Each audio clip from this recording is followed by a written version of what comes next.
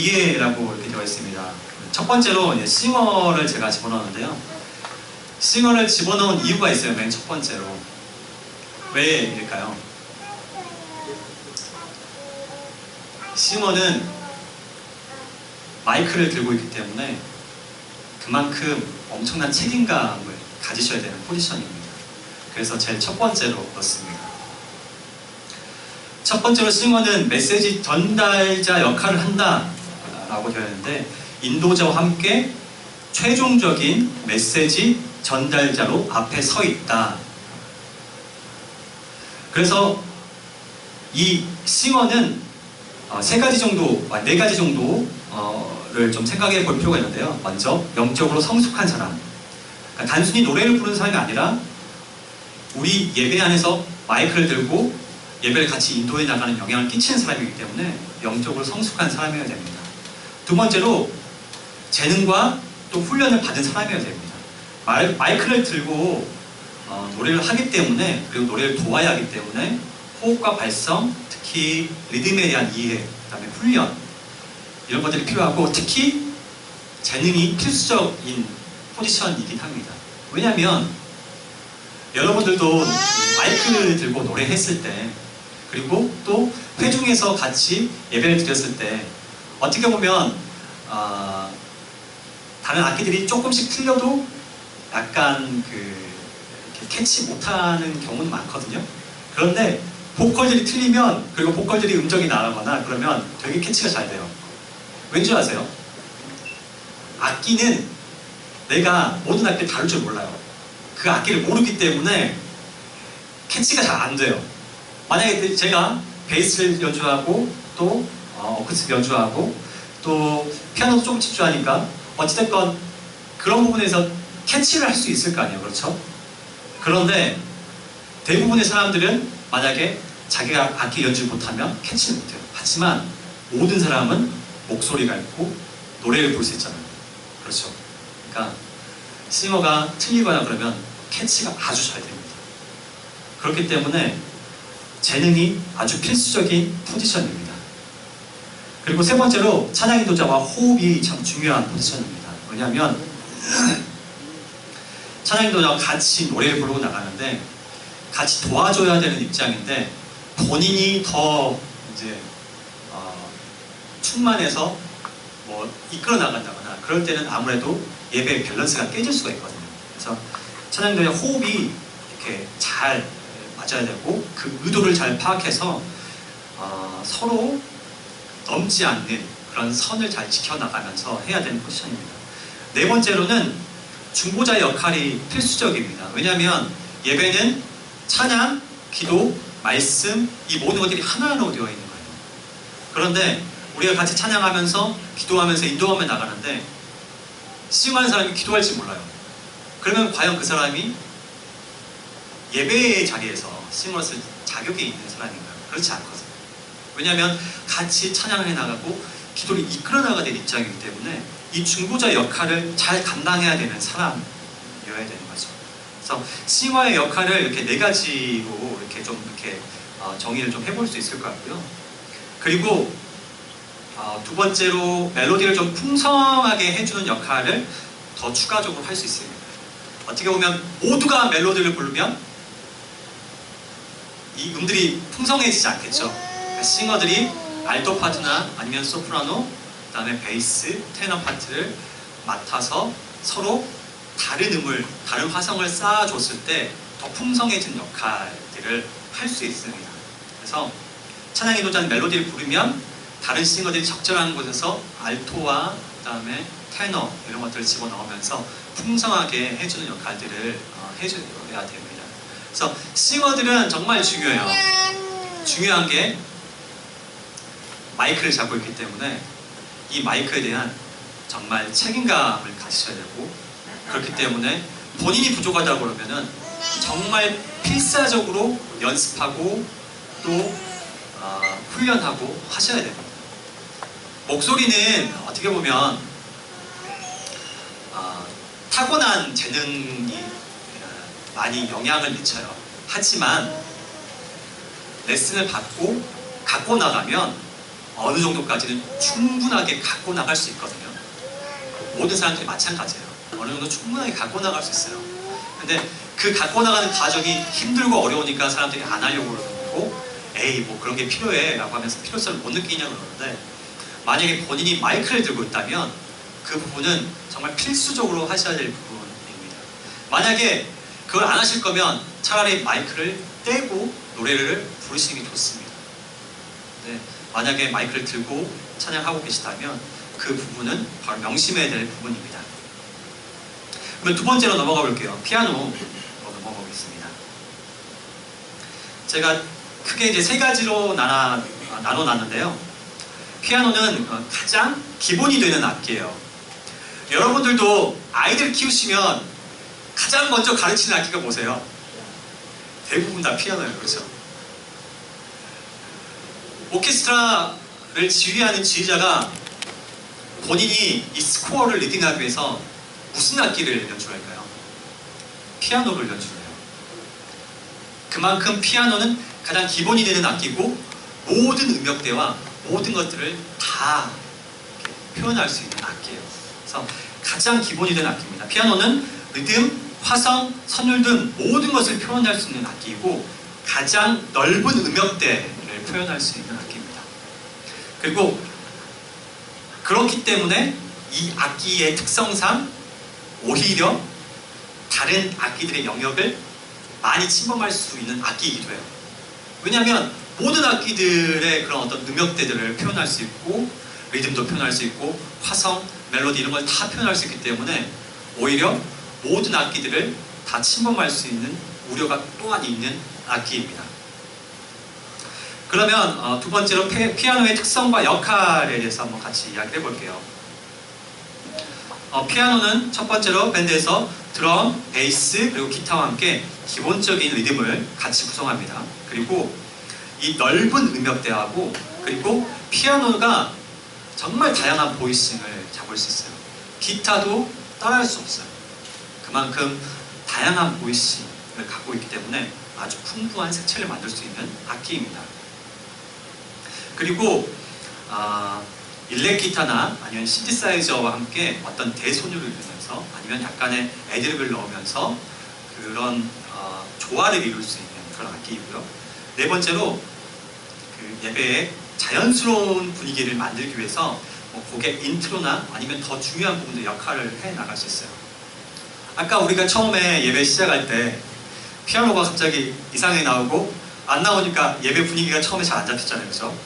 어찌됐건 해프닝이었지만 처음에 같이 이끌어 나가고 자연스럽게 이 분위기를 같이 이끌어 나갈 수 있는 가장 중요한 악기가 피아노입니다. 그러면 피아노 연주자의 주의사항을 한번 봐볼게요.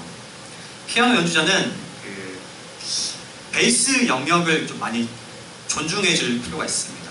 그래서 불필요한 이 왼손의 베이스 라인을 가급적이면 안 치시고 보통 무트만 치시던지 그렇게 하시면서 베이스라는 악기가 있을 때는 그렇게 배려를 해주셔야 됩니다.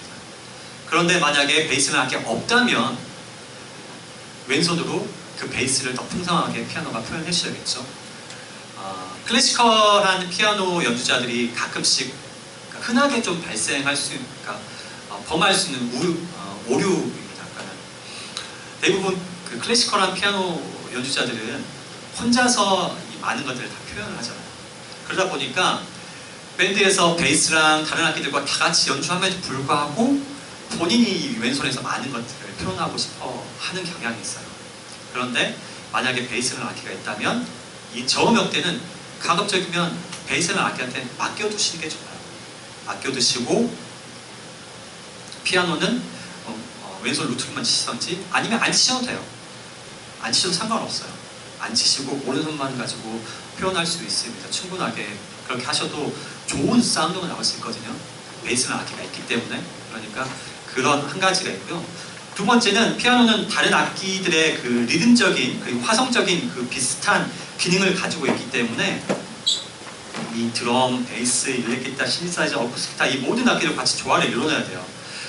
그렇기 때문에 이 참 어려운 악기입니다. 하지만 피아노가 빠지면 정말 밴드에서 특히 예배 음악에서는 정말 허전해지는 거죠. 그래서 이 피아노 연주자는 그 예배의 흐름을 이해하고 예배 인도자와 함께 호흡을 다 같이 맞출 수 있는 그런 역할들을 하셔야 됩니다. 그래서 피아노 연주자, 어떤 분이 이렇게 말씀하셨어요. 피아노 연주자는 또 한 명의 찬양 인도자다라고 말씀하셨거든요. 그만큼 찬양을 처음부터 끝까지 다 이끌어 나가는 중요한 역할을 하고 있습니다. 그래서 그 부분을 잊지 않으셔야 됩니다. 그래서 피아노 연주자가 주의 제품도 있고 하지만 이 피아노가 줄 수 있는 그 풍성함들을 최대한 이 찬양팀에서 누렸으면 좋겠습니다. 그래서 피아노는 이렇게 넘어가고요. 시디사이저를 볼게요. 일단 시디사이저는 우리가 흔히 세컨 건반이라고 많이 말하잖아요. 그렇죠? 세컨 건반은 자기가 건반 연주자라는 마음을 버려야 돼요. 세컨 건반은. 왜냐하면 본인이 연주하는 게 대부분 스트링, 브라스, 아니면 패드 이런 기본적인 이런 악기들을 연주하잖아요. 그러면은 스트링을 연주하면 본인이 스트링 연주자가 되야 되고 브라스를 연주하면 자기가 브라스 연주자가 되야 되는 거거든요. 건반처럼 거기서 많은 화성을 너무 많이 채워서 집어넣고 있다거나 좀 불필요하게 처음부터 끝까지 계속 연주를 하게 됐을 때는 오히려 지저분하게 되고 더 산만해지게 되는 경향이 많이 있습니다. 그래서 신디사이저는 브라스, 스트링, 패드, 오르간 등 다양한 그 악기의 음색을 통해서 전체적으로 밴드의 색깔을 입혀주는 역할을 하고요. 이 편곡에 있어서 색채를 입혀주는데 가장 중요한 역할을 합니다. 그래서 어떤 분들은 그냥 세컨 건반을 훨씬 더 음악의 조예가 깊고 훨씬 더 음악을 많이 듣고 많이 이해한 사람을 시키는 경우가 많아요. 그 이유는 자기가 스트링을 연주하지 못하고 브라스를 연주하지 못하지만 그 악기들의 특색과 그리고 적재적소에 어떤 음색을 넣고 어떤 것들을 입혀나갈지 그것들을 잘 파악할 수 있는 능력을 가진 사람, 그래서 오히려 편곡 능력이 뛰어난 사람을 세컨 건반으로 많이 활용하는 경향이 있습니다. 지금 현재 우리 교회의 현실에서는 좀 그렇지 않은 경향이 더 많죠. 그렇죠? 그냥 이제 조금 피아노를 배우기 시작하는 친구들한테 세컨 건반 맡기기도 하고 그러는데 세컨 건반의 역할은 정말 중요한 역할입니다. 그만큼 편곡 능력이 있고 본인이 그런 악기들을 많이 이해하고 그리고 그런 소스들, 그런 음색들을 많이 개발해 나갈 수 있는 그런 역할이 필요한 포지션입니다. 그래서 신디사이저 연주자의 주의사항은 거기 처음부터 끝까지 계속 연주할 필요가 없어요. 이 사람은. 왜냐하면 건반 연주자가 아니거든요. 그러니까 처음부터 끝까지 계속 연주할 필요가 없어요. 그리고 싱어가 노래 부를 때 가급적 멜로디를 연주하지 않는 게 좋습니다. 많은 교회들이 흔히 스트링 연주를 하면은 후렴 부분에서 스트링 세컨 건반이 계속 멜로디만 연주를 해요. 그렇게 됐을 때 조금 더 이 멜로디가 많이 날카로워지고 더 뭐랄까 단순해지게 만드는 경향이 있어요. 그래서 오히려 색채를 입혀야 되는 역할을 하는 세컨 건반이 색채를 못 입히고 멜로디만 계속 연주를 하니까 오히려 더 단순하게 만드는, 그래서 차라리 없는 게 더 나은 것 같은 그런 역할을 하게 되는 경우가 많이 보게 되거든요. 그래서 가급적인 멜로디를 연주하지 않고 주로 우리가 말하는 가이드 톤이라고 하는 것들은 그 화성에서 삼음과 칠음 어떤 이런 것들에 대해서 대선으로 이루어나가는 것들을 같이 연주해 나가면서 좀 더 이 밴드의 그 사운드를 풍성하게 해주는 역할들을 해줘야 됩니다. 그리고 신디사이저의 정확한 숙지법, 그러니까 정확한 연주법을 좀 잘 숙지해야 되고요. 그 다음에 일렉기타와 함께 적절하게 잘 조화를 이루어야 됩니다. 만약에 일렉기타가 없다면 신경 쓸 필요가 없지만 만약에 일렉기타가 있다면 일렉기타와 가장 많이 역할이 겹치는 악기가 바로 이 시니사이저거든요. 세컨 반이기 때문에 이 일렉 기타와 같이 어떻게 멜로디를 잘 대선율을 이루어 나갈지 조절해 나가야 됩니다. 그러면 네 번째로 일렉 기타를 봐볼게요. 일렉 기타는 우리가 지금 하고 있는 이 모던 워십의 아주 중심이 되는 악기죠. 네. 요즘의 워십에서는 일렉 기타가 빠지면 너무 심심하고 그런 거 맞죠? 네. 저희는 1관부터 8관까지 일렉 기타가 없습니다. 그래도 괜찮으신가요? 네. 그래서 요즘의 모던 워십은 중심이 되는 악기가 바로 일렉 기타입니다. 그래서 모던 워십은 일렉 기타의 음색이 중심이 되는 역할을 하지만 너무 강할 경우 오히려 예배에 방해가 되는 역할을 하게 될 수 있습니다. 기본적인 모던 워십의 리듬을 이끌어 나가면서 이 파워풀한 분위기를 만들어 나가고 신디사이저와 같이 색채를 입혀주는 역할을 합니다. 그래서 리듬 기타, 아르페지오 아니면 인트로 멜로디, 솔로 파트에서 중요한 역할을 차지하죠. 그런데 일렉 기타 연주자의 이 주의사항은 아주 과도하게 본인이 드러나게 연주를 안 하면 돼요. 단순하게 딱 한 가지 말하면 바로 이겁니다. 과도한 어떤 디스트를 걸거나 어떤 과도하게 라인들을 많이 친다거나 그렇게 하면은 일렉 기타는 정말 예배에 방해되는 악기가 돼요. 그렇지 않고 본인의 볼륨을 잘 조절해서 적절하게 들어가야 되거든요. 근데 저도 같이 연주자들하고 이렇게 연주를 해보면 일렉 기타가 가장 튀고 싶어 하는 경향이 제일 많아요. 왜냐하면 본인 솔로도 제일 많이 하고 본인의 이 음색 자체가 파워풀하기 때문에 가장 튀고 싶어 하는 경우가 제일 많거든요. 그런데 예배 때 그런 부분들을 많이 내려놓지 않으면 예배에 가장 방해가 되는 악기가 될 수 있습니다. 그래서 아까도 말씀드렸지만 색채를 입혀주는 역할을 많이 하기 때문에 이 신디사이저와 함께 같이 소통을 좀 해나가는 역할이 필요하고요. 리듬 기타 연주 시에는 이 어쿠스틱 기타와 이 스트럼 패턴이나 아니면 이 음역대를 어떻게 사용할지 같이 짧게 이야기하는 것도 좋습니다. 보통 어쿠스틱 기타는 이 저음역대에서 스트러밍을 하기 때문에 그렇게 됐을 경우에는 일렉 기타는 하이 포지션에서 스트러밍을 하면서 이 리듬 패턴을 같이 맞출 필요가 있겠죠. 그리고 예배에 적합한 이 이펙터 음색을 항상 연구해야 됩니다. 그러면 다섯 번째로 베이스 기타를 한번 봐볼게요. 이 베이스 기타는 리듬과 화성을 연결해주는 다리 역할을 해줘요. 어떻게 보면은 이 리듬의 대표 주자가 드럼이고 화성의 대표 주자가 건반이라면 이 두 개를 같이 이어주면서 같이 조화를 이루어주는 역할을 하게 돼요. 그렇기 때문에 베이스가 밴드에서는 빠지면 되게 밋밋하게 되는 경우가 아주 많아요. 그래서 드럼과 함께 리듬을 구성하고 화성은 이 근음을 연주함으로써 이 화성악기와 함께 이 다리를 놓는 역할을 하게 됩니다. 그래서 오히려 베이스 연주자가 이 리듬과 화성에 대한 지식이 많이 있어야 돼요. 근데 저도 베이스 연주자지만 보통 교회에서 베이스 연주를 시작하는 경우가 대부분 이제 칠살이 없으니까 그래서 야 너 그냥 베이스나 쳐 뭐 이런 식으로 해서 치는 경우가 많거든요. 흔히 저도 맨 처음에 베이스를 치게 된 경우가 그런 경우였어요. 저도 처음에는 어쿠스틱 기타를 쳤었는데 베이스를 치는 형이 군대를 가게 됐어요. 그러면서 군대 가는 형이 저한테 야 너 기타 칠 줄 아니까 베이스 쳐 하면서 저한테 베이스를 주고 갔어요. 그리고 나서 정말 5분 동안 딱 레슨을 해주고요. 그리고 가버렸어요. 그리고 나서 근음만 치면 돼 하고 그냥 갔어요. 뭐 아무런 지식이 없잖아요.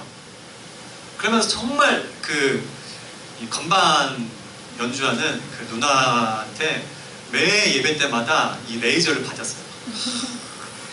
누나가 막 째려보면서 막 틀린다고 막 그러면서 이제 베이스를 처음 저는 접하게 됐었는데 보통 이 베이스가 이 리듬과 화성에 대한 지식이 없으면 이 다리 놓는 역할을 못해요. 할 수가 없어요. 그래서 이 베이스라는 악기가 이 화성과 리듬을 가장 잘 이해해야 되는 그런 포지션입니다. 그리고 이 곡의 이 섹션별로 리듬 패턴과 강약 조절을 드럼과 함께 같이 호흡을 맞춰야 됩니다. 그래서 베이스 연주자의 주의사항은 베이스 연주가 그 음이 틀릴 경우 이 화성의 기능이 바뀌어버릴 수 있거든요. 왜냐하면 보통 베이스가 근음을 연주하는데 근음이 틀리면 이 화성의 기능이 아예 바뀌어져 버려요. 그렇기 때문에 아무리 피아노가 맞게 치고 있어도 베이스가 틀려버리면 이상하게 돼버려요. 그렇기 때문에 베이스 연주자가 제일 안 틀려야 돼요. 저도 종종 틀리긴 하는데요. 제일 안 틀려야 되는 포지션이 베이스 연주자입니다. 정확하게 연주할 수 있게 훈련을 해야 됩니다. 그리고 너무 많은 필린을 연주하거나 이 고음역대에서 연주를 많이 할 경우 전체적인 이 밴드의 이 조화가 많이 흔들릴 경우가 있습니다. 그럼 6번째로 제가 드럼으로 넘어가 볼게요. 드럼은 이 리듬 악기로서 리듬을 이 구성하고 이 구심점 역할을 합니다. 드럼은 기본적인 리듬을 구성하고 전체적인 곡 스타일을 결정을 합니다. 저는 드럼 연주자한테 이렇게 말해요. 음악이 시작되면 네가 리더다. 왜냐면 음악이 시작되는데 템포, 어떤 스타일, 드럼 연주자가 그렇게 시작해버렸어요. 그러면 그렇게 가야 돼요.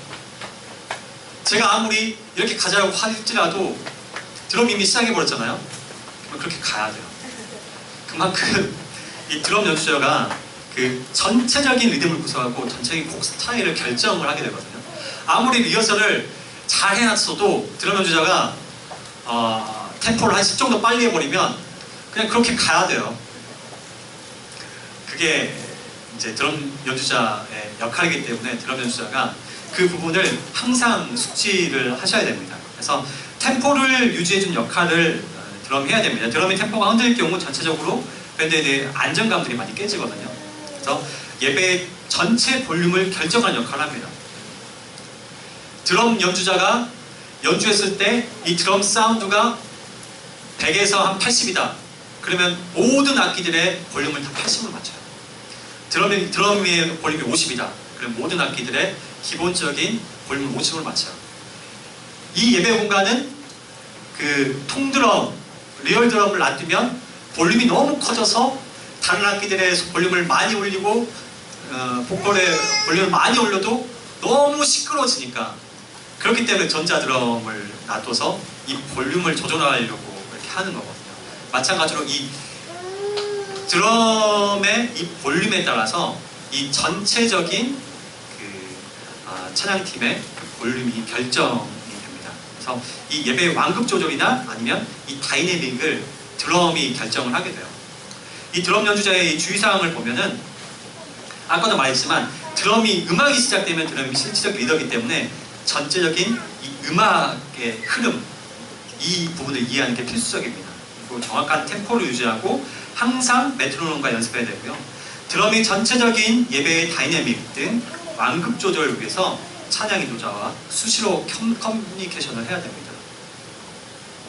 밴드는 이런 조화와 균형을 이루는 게 가장 중요합니다. 왜냐하면 개개인의 악기들, 그 다음에 개개인의 연주자들이 같이 모여서 하는 게 밴드거든요.